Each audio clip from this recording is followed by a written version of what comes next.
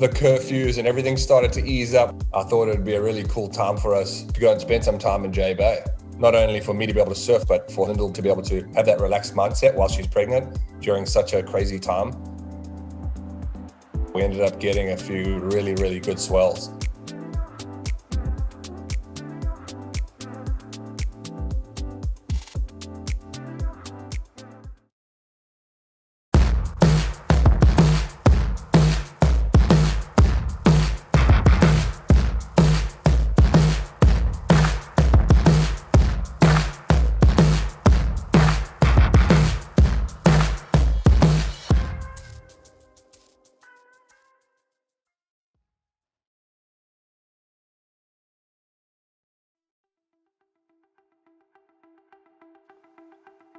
I try and get back to Durban as much as possible.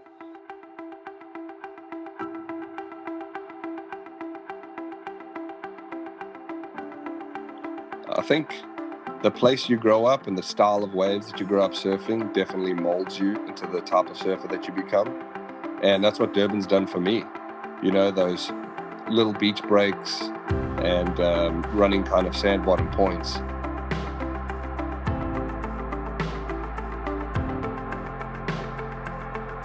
I think the surf city scene in Durban, the beach scene, is really different than most places.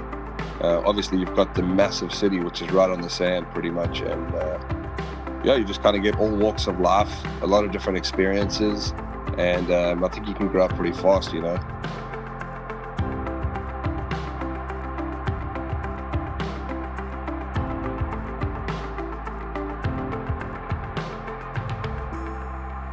So I was in Cape Town. I was just looking at the charts and basically just saw this east swell just lining up for Durban. The winds looked good, the tides looked good, the bank was good. And so I just decided to jump on a plane and bolt up there and go get amongst it.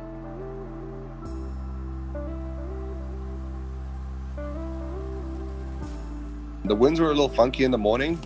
And I remember just kind of standing on this porch, checking it, trying to decide, was I going to go to New Pier? Was I going to go to North Beach? As the morning went on, the conditions just started to get cleaner and cleaner and cleaner. And yeah, it just was perfect, 4 to 6 feet.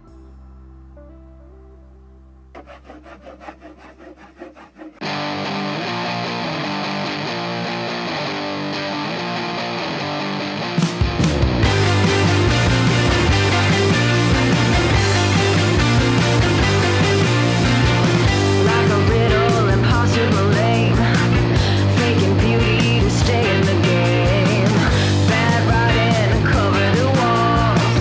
Guess I'm lucky if I left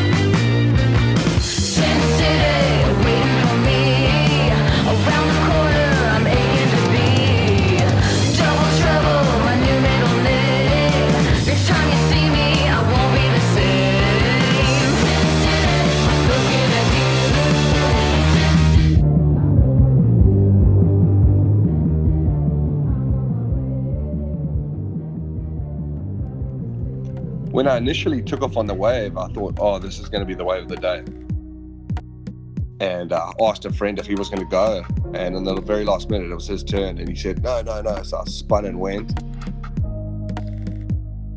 And pulled into the barrel. And the next thing, saw the doggy door, saw a little light. Tried to squeak out. And as I tried to squeak out, the whole lip just landed right on the side of me. And I just hit the deck. It was kind of like this loud crack. In my mind, immediately, I just was like, no, I'm fine. Just kind of paddle it off, you'll be fine. Try to stand up on the next 2-3 waves and just knew at that moment that something had happened. So I went to the beach, kind of hobbled up the sand, told my filmer, hey, look, I think this thing's done. I think I really realized it was serious when I woke up the next morning and could barely walk.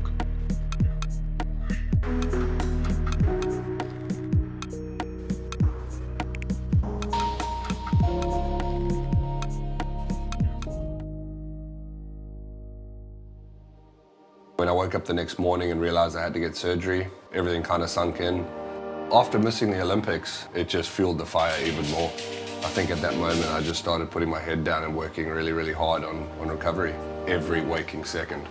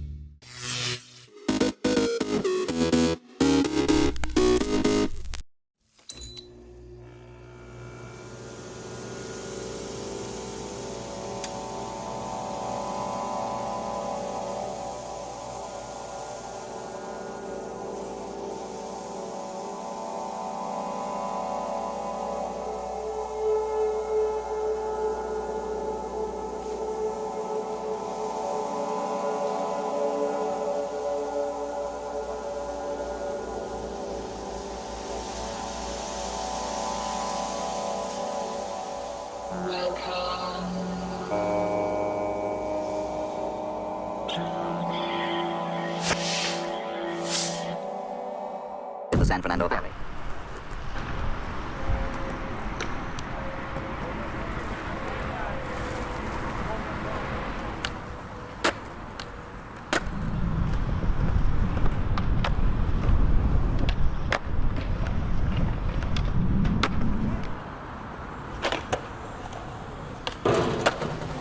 When you do something that someone's done before, you already saw that it's kind of possible, you know? One thing that got me very stoked, like with Samuel Dende, is that he did like stuff that I hadn't seen before, and that stood out to me, and that is like something that I value very highly in skating and in people, you know, to like kind of dare to do your own thing.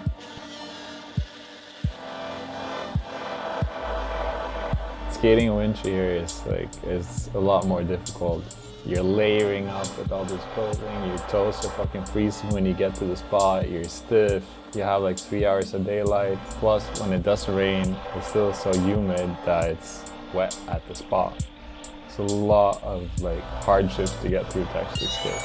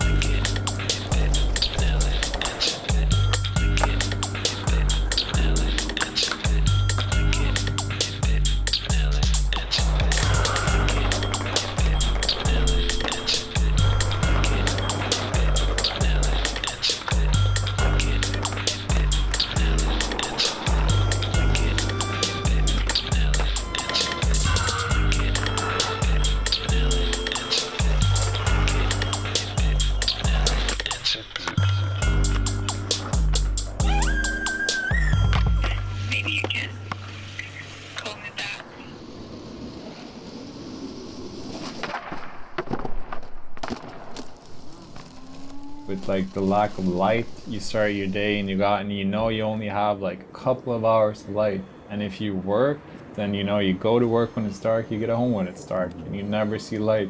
And that's like your life for like 6 to 8 months. Just no light, no sunlight.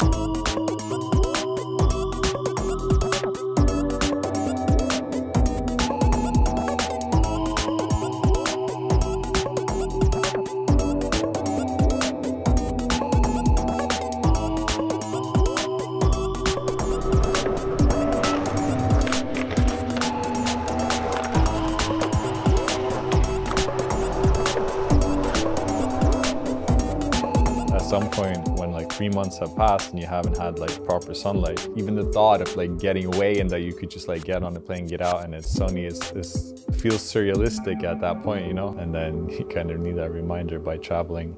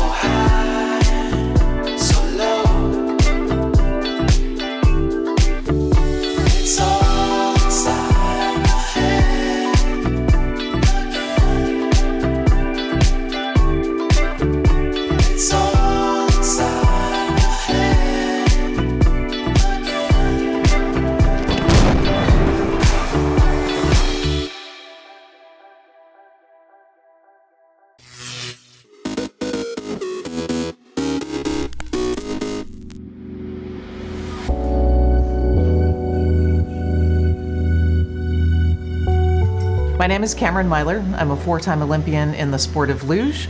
I'm a painter, a photographer, lawyer, and arbitrator and professor at New York University. I'm really curious, and I love to have balance in my life as an athlete, as an artist, as a lawyer.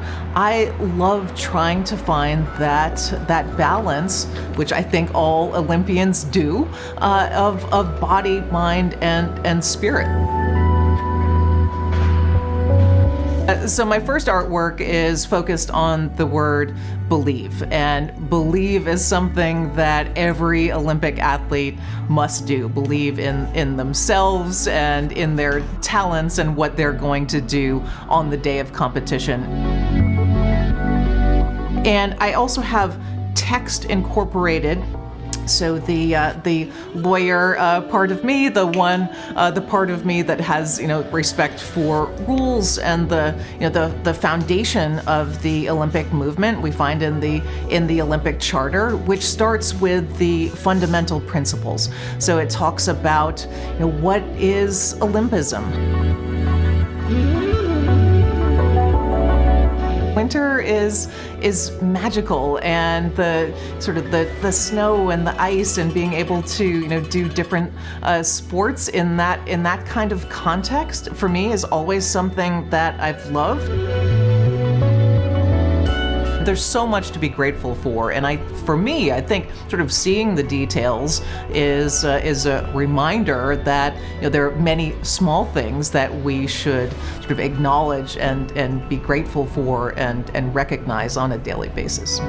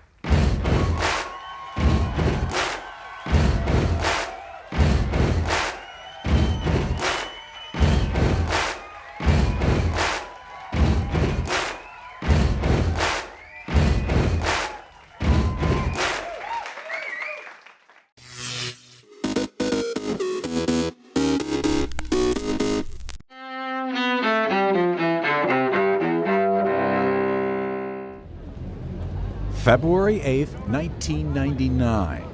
In the Mideast, hundreds of world leaders, many of them bitter enemies, attend the funeral of King Hussein in Jordan. 1915.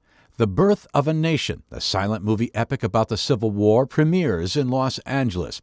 D.W. Griffith's work breaks ground in early filmmaking, but remains controversial due to its racist themes. 1968. A civil rights protest turns deadly in Orangeburg, South Carolina. 3 college students protesting a whites-only bowling alley are killed in a confrontation with highway patrolmen. 1910. The Boy Scouts of America, the nation's largest youth organization, is incorporated. And 1931. You're tearing me apart! Actor James Dean, a silver screen symbol of rebellious youth, is born in Marion, Indiana. Today in History, February 8th. Tim McGuire, The Associated Press.